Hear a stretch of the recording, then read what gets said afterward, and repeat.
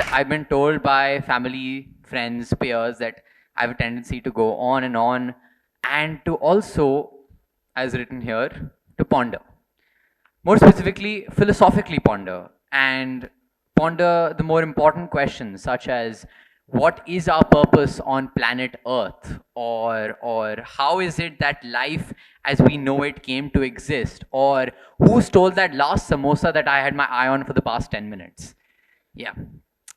But the one question that's been bugging me for a while now is what actually is our purpose, right? And I've long thought that it's learning, lifelong learning. It's genuine curiosity, it's intrigue, and a desire to gain knowledge. Again, let me preface what I'm about to say. I am in no way qualified to talk about such things on heaven and earth. I've lived my life mostly through guesstimations and theories, and that's all I'm going to share with you today. So here we are, just a bunch of ponderings from just a moderately insane guy, and a moderately insane guy who will engage in the cliche of quoting Albert Einstein by saying, I have no special talents, I'm only passionately curious. So according to me, at least, a mosaic is a framework, a puzzle, right? It's a bunch of different pieces, either made of ceramic or stone or glasses, coming together to form a puzzle, a tapestry, right? And a mosaic, according to me at least, represents a structure, definition, meaning, and isn't that what we're all looking for to achieve in life? Some meaning, some semblance of stability, some sort of institution to guide us in a particular way? I present an opposing point of view. Take education, for example. We have IGCSE, IB, CBSE, all different types of education, boards, which, have their own way of approaching this beautiful first step in the process of lifelong learning. Personally, I come from a CBSE school where we were asked to select streams rather than subjects. I didn't mind. I took humanities and maths. The natural sciences were beyond my comprehension. I didn't get it. And plus, I wanted to keep my options open. So my mosaic was to be a CBSE education with chapters taught in a sequence determined arbitrarily by a textbook. And the pieces of the mosaic was information given to me, which was to be rote memorized and written on sheets that just never seemed to end. I didn't have it. I wouldn't have it. Armed with a lifelong love for understanding education through stories, through narratives, the way that I'd been raised, the age of 2 being read to every night in different languages. And it's actually an anecdote that I'd like to share. At the age of 2, I think, my father's in the audience, he can verify later. At the age of 2, sitting in front of my relatives, I suddenly started reciting the Gingerbread Man word for word without ever having read the book. And when I was told the story, I said, how is that humanly possible? It's just the way that I've been brought up. It's just the way that stories have been incorporated in my life. And so, armed with this lifelong love for learning through stories, I arranged my chapters not in the way that the textbook had given them, but rather in a chronological order. Moving from one time period to the next, moving from one chapter to the next, and pretending that I was reading a story, a narrative, rather than just, a single textbook, that I was moving from one period of time to the next, seamlessly connected by the web of time. More to the point of interdisciplinary learning, I decided to pair up chapters from different subjects together in order to enhance my overall understanding of the subject. So as an individual with humanities subjects, for those in 12th grade, they might understand the references I'm going to give now. I took the political science chapter on globalization, paired it up with the Indian eco. I underlined terms from psychology textbooks and used that to explain the inane actions taken by politicians throughout the 20th century in India. It was the journey that genuinely allowed me to enhance my understanding of not just a single subject, but all the subjects I had at my disposal. This information was available to me at my behest to use in exams or research papers or otherwise.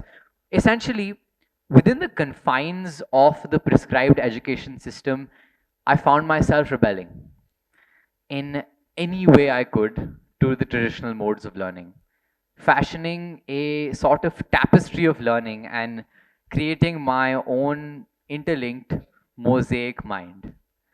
Um, Essentially, what I realize from this experience is that, you know, independence can be achieved, of course, outside the classroom. You can go outside, you can visit a particular area, do engage in community service, write a research paper, do any of that. But it is possible for you to take up interdisciplinary learning, to take up independence in education within the confines of your classroom. It's up to you to create your own mosaic.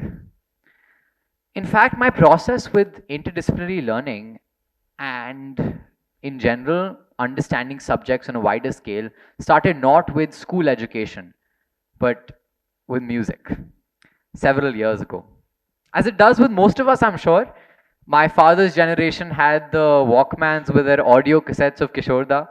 And me personally, I started my journey with music through exposure to the Bollywood 2000 hits, played on the radio time and time again. And I must admit, the piano.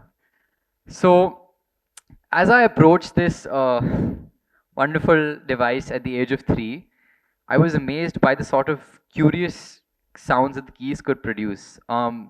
So I'm just going to play a quick sort of.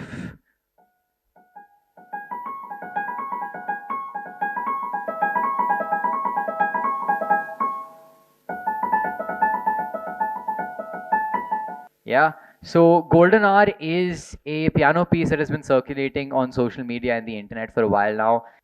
It's essentially a very, very, very popular piece at this point on the internet and on social media. But when you look at it from the point of view of a pianist or someone who's been training for a while, it's just a warm-up exercise for us. It's just, you know, a couple notes back and forth to prepare for the main event. I find it very intriguing to see people's reactions to music and how the simplest of melodies can pique your interest, can pique the interest to the masses. But you know, Bach or Schumann or Mozart or Beethoven, their pieces remain hidden away only for the true piano connoisseurs to appreciate. But I digress. I'm moving away from the topic. So my initial mosaic of the piano was fashioned under the strict guidance of my teacher. And now this teacher, she presumed no knowledge of official piano quotations. Any pianists in the audience? Wow. Okay. So for the first 7 years of my piano journey, I had access to no technical knowledge.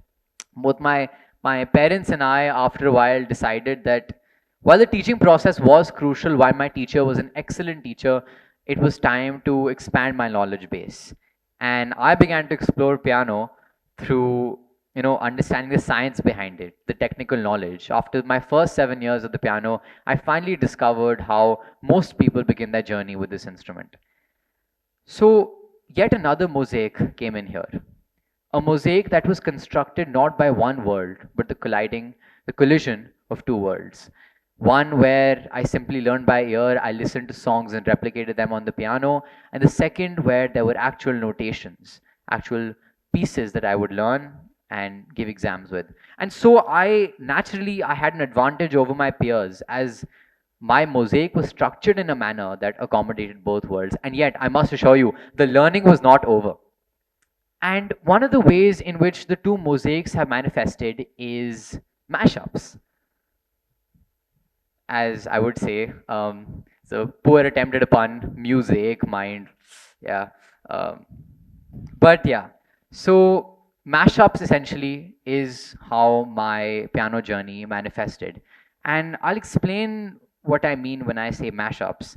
I will need both my hands for this, so I'm just going to place this here. Um, yeah. Okay, so for me, mashups meant taking songs from across languages, crossing the language barrier, and linking them, bringing them together in a manner that was seamless.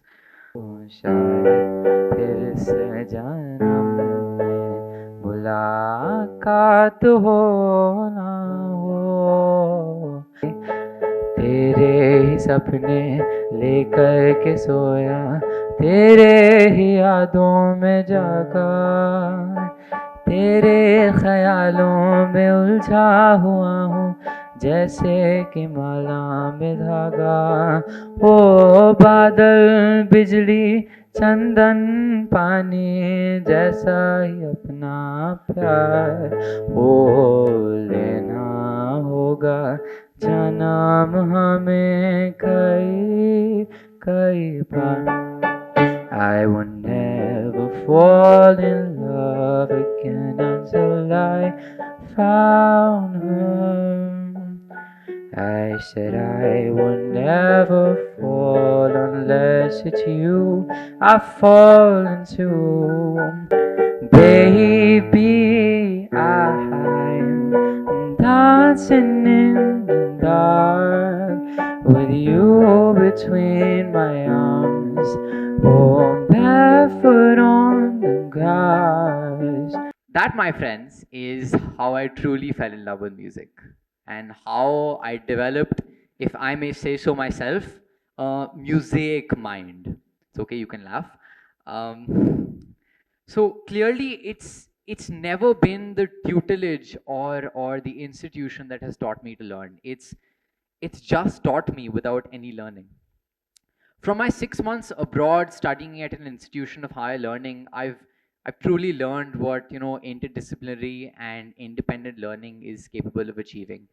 I've seen computer science and sociology classes happening side by side, oftentimes combined with each other to form yet another mosaic that contains the best of both worlds.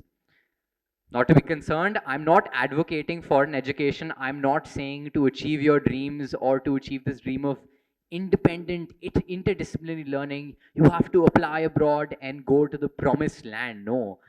If you truly want to learn and your dream is true learning, it can be achieved simply by roughing it out on your own, either within the classroom or outside, understanding what you truly enjoy learning outside the classroom.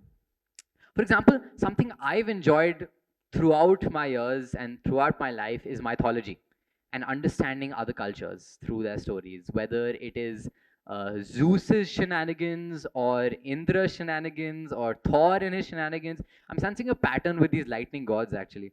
Um, it's been a journey full of excitement, full of wonder for me to learn at every stage, and I found that it's actually helped me when I've gone abroad or even in my interactions with other people in understanding the stories of other cultures and even of your own. You understand where values come from, you understand how people behave and why people behave the way they do, and you learn something new about people you'll meet from all around the world, even within your own culture.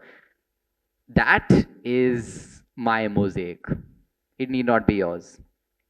It need not be something as serious as education or as amazing as an art form such as music.